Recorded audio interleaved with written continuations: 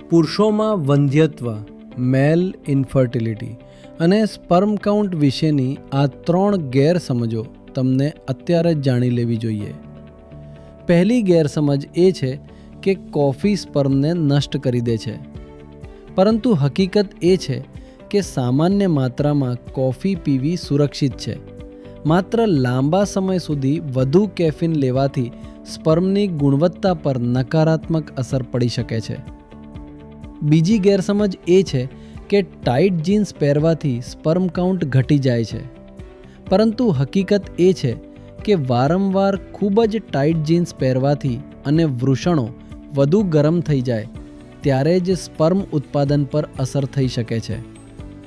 ત્રીજી ગેરસમજ એ છે કે ખોળામાં લેપટોપ રાખવાથી સ્પર્મ મરી જાય છે. પરંતુ હકીકત એ છે કે લેપટોપ કોઈ હાનિકારક રેડિયેશન આપતું નથી.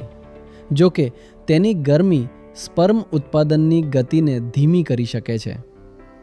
આયુર્વેદ અનુસાર જ્યારે શરીરને યોગ્ય માત્રામાં વાજીકરણ ઔષધિઓ મળે છે ત્યારે સ્પર્મ વધુ મજબૂત બની શકે છે. જેમ કે કૌંચ બીજ, સફેદ મૂસલી, સાલબ પંજા અને સાલબ મિશ્રી જેવી ઓજવર્ધક ઔષધિઓ વૃષણના કોષોને પોષણ આપે છે અને પ્રજનન શક્તિને ઊંડા સ્તરે મજબૂત બનાવવામાં મદદ કરે છે.